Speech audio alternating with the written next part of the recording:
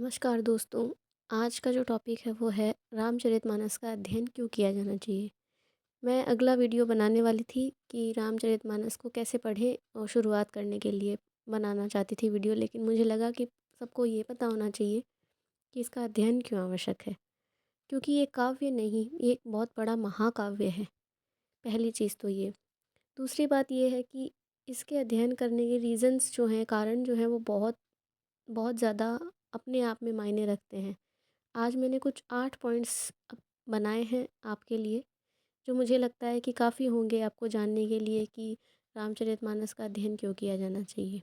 वैसे तो अनगिनत कारण हैं, अनगिनत शिक्षाएँ हैं इसकी, अनगिनत लाभ हैं प्रत्यक्ष रूप से, जो कि आपको देखने को मिल सकते हैं। लेकिन सर्वप्रथम जो कारण है वो है आध्यात्मिक उन्नति। हमें अपने जो भौतिक जीवन के परे जो चीज़ें होती हैं, भौतिक जीवन के परे जो संभावनाएँ होती हैं, वो आध्यात्मिक उन्नति के द्वारा ही प्राप्त हो सकती हैं। यानी जब हम आत्मा और परमात्मा को जब एक साथ देखना शुरू कर देते हैं, वो आध्यात्मिक उन्नति हमें रामचरितमानस के अध्ययन से ही मिलती है। दूसरी चीज़ होती है कि नैतिकता और आदर्श जीवन जो होता है, मॉरलिटी से जीवन जीना, एक आइडियल जीवन जीना, वो हमें रामचरितमानस सिखाता है। श्री रामचंद्र के भगवान के आदर्श जो हैं, वो हमें जीवन की को सही दिशा में नैतिकता के साथ जीना सिखाने की कला रखते हैं। तीसरा बात है कि परिवार समाज के लिए मार्गदर्शक का काम ये रामचरितमानस करती है। आज के युग में हम जब सभी परिवारों को टूटता हुआ देखते हैं, सभी के मन में एक द्वेष ईर्ष्या की भावना देखते हैं, वहाँ पर रामचरितमानस से हमें ये सीखने को मिलता है कि परिवार में सभी के प्रति जो सम्मान है, चाहे वो छोटे हों बड़े हों, सभी के लिए एक समान रूप से सम्मान की भावना, मित्रता कैसे निभानी चाहिए, परिवार के जो बड़े हैं उनको छोटों से किस तरीके से बात करनी चाहिए, ये सब जो छोटी छोटी चीज़ें हैं जो आज के समाज में विलुप्त होती जा रही हैं, वो सब श्री रामचरितमानस के अध्ययन से सही की जा सकती हैं। चौथी चीज़ होती है, इन सब का जो एक कारण है, एक जो जड़ है, रूट है, वो होती है भक्ति। भक्ति और श्रद्धा का जो विकास है, वो श्री रामचरितमानस के द्वारा ही सीखा जा सकता है कि भक्ति क्या है। भक्ति में जो ये धैर्य होना चाहिए, वो धैर्य, जो एक सौंदर्य होता है श्रद्धा का, वो, क्योंकि भक्ति और श्रद्धा के बिना कुछ भी संभव नहीं है। तो ये सब हमें श्री रामचरितमानस सिखाती है। पांचवा जो पॉइंट है वो है कि जो जो लोग इसको काव्य की तरह पढ़ना चाहते हैं, उस काव्य की अगर आप गूढ़ता जानना चाहते हैं, तो इसका सौंदर्य, भाषा का समृद्ध ज्ञान, जो अवधी भाषा में जो दोहे, सौरठे, छंद, चौपाइयाँ ये सब दी हुई हैं, ये बहुत ही सुंदर काव्य को प्रदर्शित करती हैं। तो आपको अगर आध्यात्मिक रूप से इसको नहीं पढ़ना, तो आप इसको काव्य के रूप में भी बहुत सुंदर पढ़ सकते हैं। इसमें बहुत सुंदर अलंकार की प्रस्तुति दी हुई है, बहुत सुंदर भाषा का प्रयोग किया गया है तुलसीदास जी के द्वारा।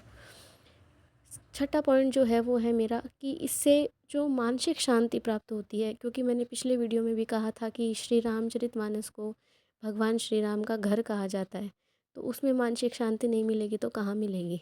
मानसिक शांति, कष्ट, संकटों से जो मुक्ति है, वो श्री रामचरितमानस के अध्ययन से मिलती है। खासकर सुंदरकांड और किष्किंधा कांड के पाठ से जो अद्भुत शांति और जो अंदर एक एक सहनशीलता का भाव आ जाता है कि हाँ, भगवान देख लेंगे, भगवान हैं साथ।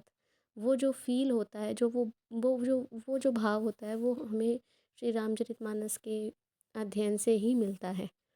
सातवां जो पॉइंट है वो है धर्म और कर्म का जो सटीक ज्ञान है, वो हमें श्री रामचंद्र के भगवान के जीवन से हमें देखने को पढ़ने को मिलता है कि धर्म क्या होता है, कर्म क्या होता है, जो आयाम होते हैं धर्म, अर्थ, काम और मोक्ष, उनका पूरा सार है वो लिखा हुआ है। वो आप जब पढ़ेंगे तो आपको बहुत अच्छे से समझ में आएगा, जो मैं अगले वीडियोज़ में लाने की पूरी पूरी कोशिश करूँगी। इसके अलावा जो मेरा आठवां पॉइंट है, जो लास्ट पॉइंट है, वो है प्रेरणादायक कथाएँ और शिक्षाएँ। बहुत सुंदर कथाएँ, बहुत सुंदर शिक्षाएँ इसके अंदर आपको पढ़ने को मिलेंगी। मैं ये मानती हूँ कि रामचरितमानस का अध्ययन प्रत्येक घर के अंदर होना चाहिए, जहाँ पर जहाँ पर शुरुआत हमें बच्चों से करनी चाहिए। बच्चों को ये जो कथाएँ हैं, ये जो मार्गदर्शन है, ये मिलना चाहिए और हमें इसके बारे में बहुत अधिक से अधिक चर्चाएँ करनी चाहिए, चाहे वो हम बड़े हों, बूढ़े हों, विद्यार्थी हों, माता हों, बहनें हों, जो भी हम इस वीडियो को सुन रहे हैं, मेरा ये मानना है कि हमें सभी को इसका अध्ययन करना चाहिए। इसकी अमूल्य जो शिक्षाएँ हैं वो हमें अपने जीवन में प्राप्त करनी चाहिए, चरित्र को हमें जीवन में उतारना चाहिए। तो इसलिए रामचरितमानस का अध्ययन बहुत आवश्यक है। ये वीडियो आपको कैसा लगा?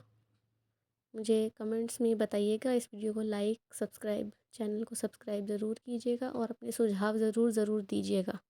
जय श्री राम।